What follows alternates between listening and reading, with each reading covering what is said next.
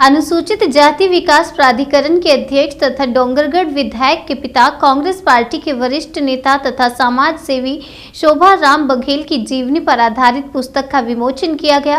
बसंत पंचमी के पावन अवसर पर मां सरस्वती की तैल्य चित्र पर दीप प्रज्वलित कर पूजा अर्चना के पश्चात मंच पर उपस्थित अतिथियों का स्वागत सम्मान किया गया, जिसके पश्चात अनुसूचित जाति विकास प्राधिकरण के अध्यक्ष तथा डोंगरगढ़ विधायक भुवनेश्वर बघेल के पिता कांग्रेस पार्टी के वरिष्ठ नेता तथा समाजसेवी शोभा राम बघेल की जीवनी पर आधारित पुस्तक जल लेकर उड़ जाने का हौसला का विमोचन किया गया, जिसे प्रदेश के वरिष्ठ साहित्यकार डॉक्टर परदेसी राम वर्मा के संपादन में पुस्तक का प्रकाशन हुआ। वहीं पुस्तक में शोभा राम बघेल के जीवन पर प्रकाश डाला गया, कैसे उन्होंने तकलीफ में भी लोगों की सेवा की, कांग्रेस पार्टी में रहकर विभिन्न पदों पर पहुंचे तथा पार्टी की ओर से मिल रही चुनाव टिकट को उन्होंने अपने बेटे के लिए समर्पित कर दिया।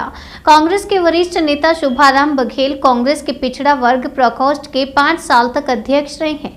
साहित्यकार परदेसी राम वर्मा ने बताया कि इस पुस्तक से नई पीढ़ी को हौसला मिलेगा। इस अवसर पर प्रदेश के प्रख्यात पत्रकार रमेश नैयर, गिरीश पंकज, गजेंद्र झा, महेश शर्मा के द्वारा शोभा राम बघेल की व्यक्तित्व पर प्रकाश डाला। देखिए, हमारे वक्ता साथियों ने बहुत सारी बातें कही हैं कि जो खड़ा है, जो पढ़ा है वही खड़ा है और जो खड़ा है वही आगे बढ़ा है। इस पुस्तक को पढ़ करके लोगों को प्रेरणा लेकर आगे बढ़ना चाहिए। जैसे हमारी बेटी जिन्होंने सुरेखा ने कहा कि भाई एक रोटी कम खाओ लेकिन अपने बच्चों को ज़रूर आगे पढ़ाओ, क्योंकि पढ़ने से ही आपको आपके दिमाग में प्रश्न करने का, क्यों, क्या और कैसे को सोचने और समझने का मौका मिलता है।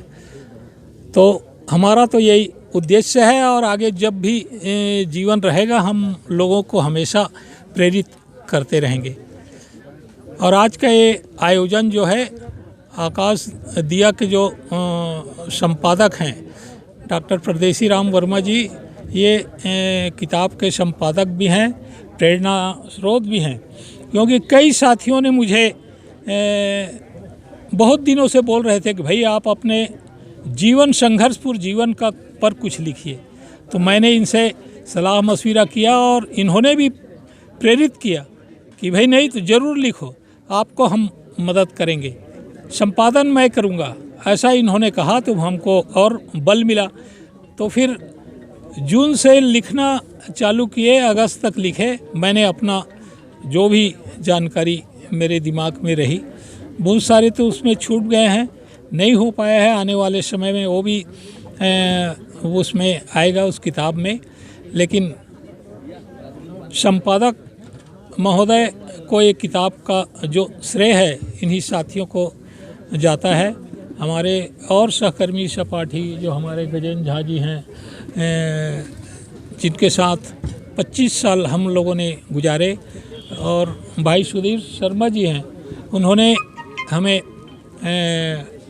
ये किताब समय पर छाप करके आप सब के बीच उपलब्ध कराया, उसके लिए भी उनको भी बहुत बहुत धन्यवाद है। आप सबको भी जो अब किताब को पढ़िए, उसमें जो भी प्रेरक प्रसंग है उसके लिए लोगों को आगे आ करके प्रेरणा प्राप्त करके आगे बढ़ना चाहिए।